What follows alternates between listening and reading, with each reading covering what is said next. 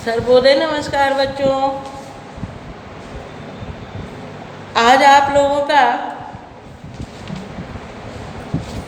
घनानंद अति सूधो स्नेह को मारक है और मोह असुवान ही लय वर्षो, ये दो आपके सामने छंद है जो घनानंद द्वारा रचित है। घनानंद कवि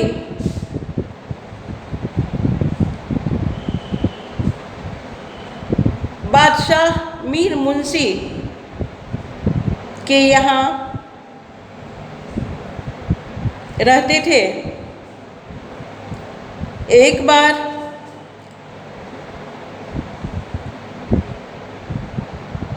वहाँ एक सुजान नाम की नर्तकी नृत्यांगना थी जिससे उन्हें प्रेम हो चुका था और ये गायक का काम करते थे। घनानंद को जब वहाँ से निकाला गया, काम छुड़ा दिया गया, तो उन्होंने सुजान से अपने साथ चलने को कहा, लेकिन सुजान उनके साथ जाने के लिए तैयार नहीं हुई।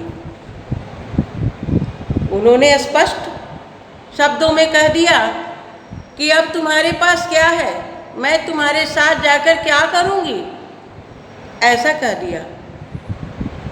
ये कोई निश्चल प्रेम नहीं हुआ। तो कवि घनानंद इससे विचलित होकर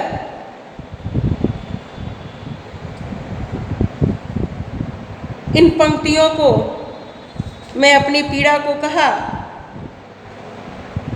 और सबसे पहले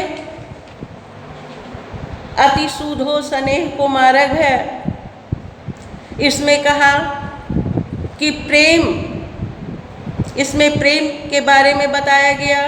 कवि ने प्रेम के ऊपर प्रकाश डाला है। कवि ने कहा है कि प्रेम अर्थात भक्ति का मार्ग सरल होता है। इस मार्ग पर चलने वाले व्यक्ति का हृदय पवित्र और भावना सच्ची होनी चाहिए। इसमें छल प्रपंच का कोई स्थान नहीं होता। कहा कपटी तहाँ साँचे चले तजी, आपनपो झुझके कपटी जे निशांक नहीं। कहा कि कपट छल प्रपंच नहीं होना चाहिए, कोई स्थान नहीं होता है, जैसा कि सुजान ने कवि के साथ किया। इस मार्ग पर वही चल सकता है जो सांसारिक वासनाओं का त्याग करके अपने आप को अपने इष्ट के चरणों में समर्पित कर देता है। कवि कहते हैं कि प्रेम सुगम होता है, बिल्कुल सरल होता है, जिसमें थोड़ा सा भी चतुराई नहीं चलता। ये सारी बात कवि विचलित होकर के बोल रहे हैं कि प्रेम किसी से भी किया जाए, भक्ति किसी से भी की जाए, वो बिल्कुल निश्चल होनी चाहिए, बिल्कुल छल प्रपंच रहित होनी चाहिए, जिसमें केवल सच्चा प्रेम ही दिखाई पड़े, ऐसा होना चाहिए। इसमें छल प्रपंच का कोई स्थान नहीं होता। उसके बाद उद्धव के बारे में कहा गया है कि तुम कौन सी पाठी पढ़े हो। यहाँ दिया है कि तुम कौन दो पाठी पढ़े हो, कहो मन लेहु पर देहु छटाक नहीं। केवल लेना जानते हो, देना नहीं जानते हो। प्रेम के बारे में आपको कुछ भी पता नहीं है। उद्धव से कहती हैं गोपियाँ, श्री कृष्ण और गोपी का प्रेम, गोपियों का प्रेम, इससे निश्चल प्रेम और कौन कर सकता है। यहाँ तो कवि जिससे प्रेम किए थे वो तो छल प्रपंच था ही। जब कवि ने राज दरबार को छोड़ा था तो सुजान उनके साथ नहीं गई थी, लेकिन यहाँ तो श्री कृष्ण के विरह में गोपियों का रोते रोते बुरा हाल हो रहा है। ये प्रेम प्रेम होता है, ऐसा प्रेम प्रेम है। ये प्रेम प्रेम नहीं है कि जो चलने के लिए कहा जाए। प्रेम होता है हर दुख सुख में साथ देने का, लेकिन ऐसा प्रेम सुजान और कवि के साथ नहीं था। कहा कौन सी पार्टी पढ़े हो, कहो मन लेहु पै देहु छटाक नहीं। लेते हो लेकिन छटाक भर देना नहीं जानते हो। इसलिए हम लोग श्री कृष्ण ज्ञान के माध्यम से श्री कृष्ण के लिए ज्ञान के माध्यम से समझाना चाहते हो, ज्ञान देते हो कि अब उनके बिना रहना तुम सीख लो, क्योंकि तुम प्रेम को समझते ही नहीं हो। प्रेम क्या चीज होती है। श्री कृष्ण और गोपी का प्रेम बिल्कुल निश्चल था, जो कि कवि और सुजान में दिखाई नहीं पड़ा। दूसरा है पर काज ही देह को धारी फिरो, परजन्य जथारथ है दर्शो। इसमें कवि ने मेघ की अन्योक्ति के माध्यम से विरह वेदना से भरे अपने हृदय की पीड़ा को अत्यंत कलात्मक रूप से अभिव्यक्ति देता है। इसमें कहते हैं कि अपनी इच्छा कवि ने व्यक्त की है। उन्होंने कहा है कि उपकारी जीव दूसरों के लिए देह धारण करते हैं।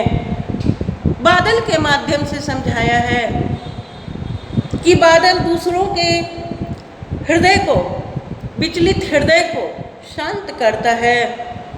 वर्षा करके पेड़ पौधे पशु पक्षी सबको हरा भरा शांत कर देता है। उसी तरह से कवि कहना चाहते हैं कि समुद्र का खारा जल खारा होता है, लेकिन वह अमृत में बदल जाए। वो भगवान से प्रार्थना करते हैं कि ऐसा हो जाए, संपूर्ण जगत में सज्जनता की बयार बह जाए, कोई दुर्जन न हो। ऐसा व्यक्ति भी क्या जो सुख में साथ दे और दुख में छोड़ दे, जैसा कि सुजान और कवि के साथ हुआ। ये नहीं होना चाहिए था। संपूर्ण जगत में सज्जनता की बयार बह जाए, सब कुछ रस प्रदान करने वाला हो जाए। जैसे बादल दूसरों के लिए वर्षा करता है, दूसरे को शीतलता प्रदान करता है, उसके बाद आकाश बिल्कुल साफ हो जाता है।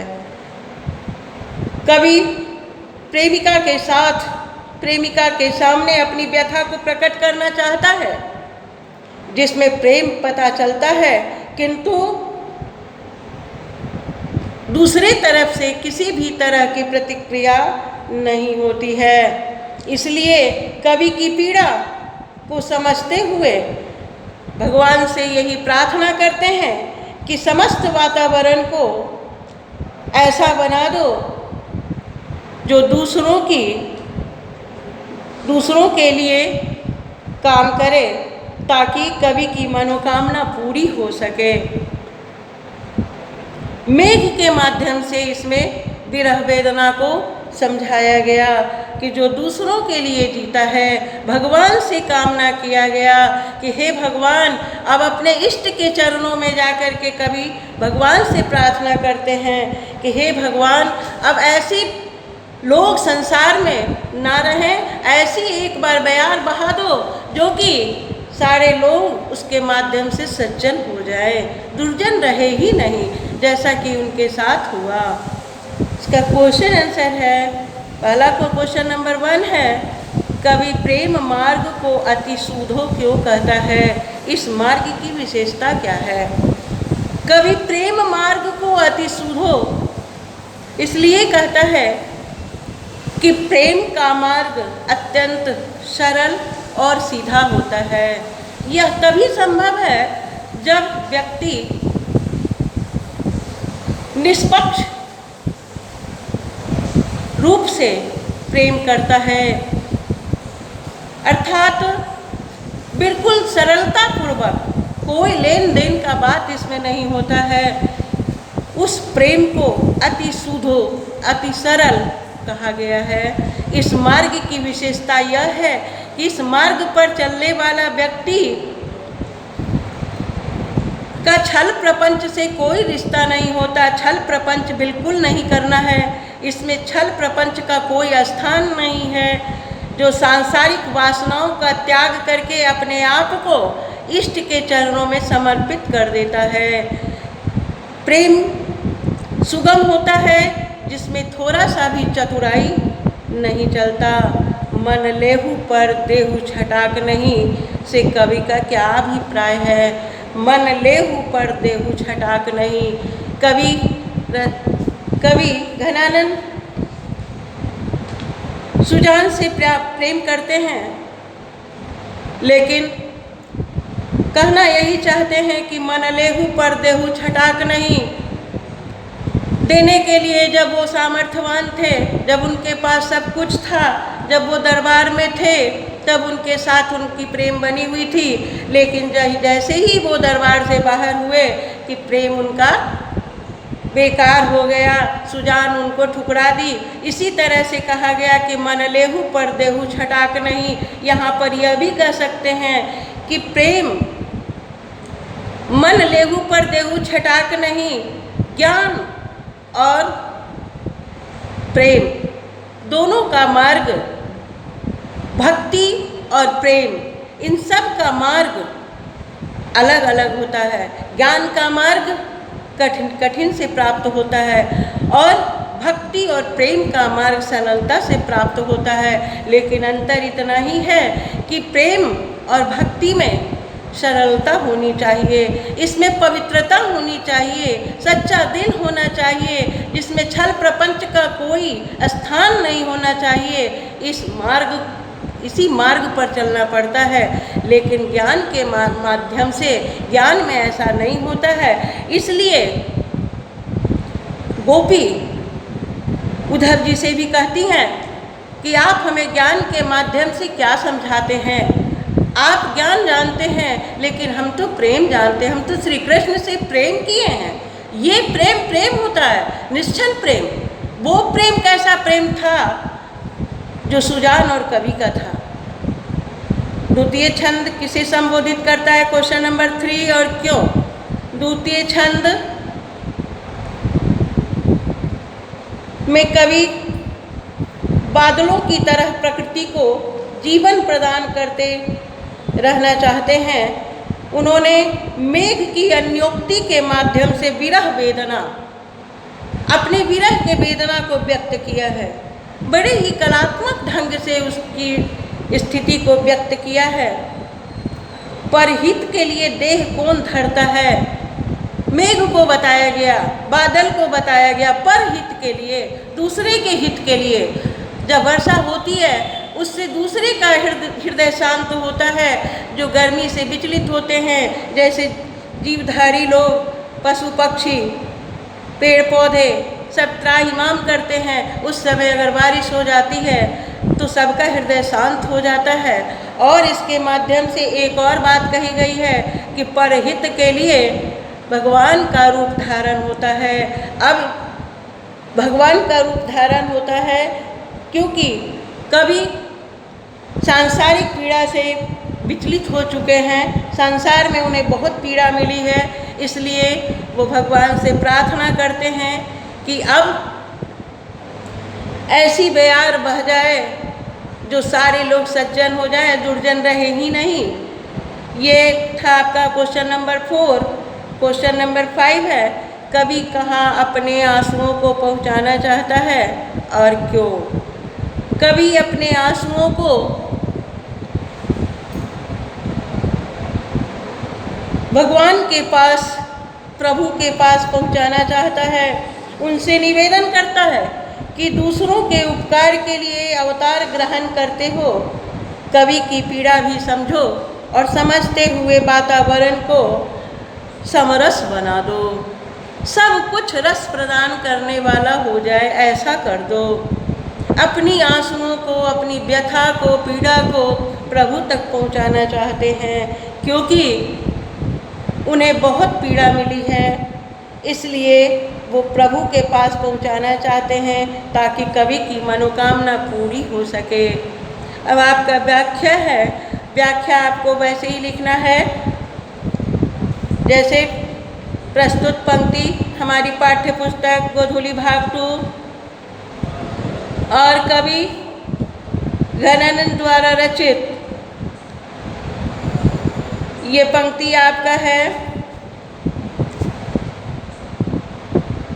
प्रथम पद से ली गई है, ऐसा लिखना है। इस पंक्ति के माध्यम से कवि यह कहना चाहते हैं कि यहाँ एक ते दूसरों आँक नहीं, कहते हैं कि दूसरे के लिए एक ते दूसरों आँक नहीं। प्रेम के मार्ग को सरल और सुगम बताया गया है, इसमें थोड़ा सा भी चतुराई नहीं चलता है। और यहाँ एक ते दूसरों आँक नहीं, इसके बारे में कहा गया है कि जो सांसारिक वासनाओं का त्याग करके अपने आप को इष्ट के चरणों में समर्पित कर देता है, इसमें छल प्रपंच का कोई स्थान नहीं होता है। और ख में बताया गया उसी तरह से कवि का परिचय देते हुए कछु मेरियो पीर हिये परसो, और कहा ये दूसरे पद से लिया गया है, कहा कि जीवन दायक हो कछु मेरियो पीर हिये परसो। कवि प्रेमिका के सामने अपनी व्यथा प्रकट करना चाहता है, जिससे प्रेम पता चलता है। इस व्याकुलता की दशा में वह प्रभु की से निवेदन करते हैं और कहते हैं कि दूसरों के उपकार के लिए अवतार ग्रहण करने वाले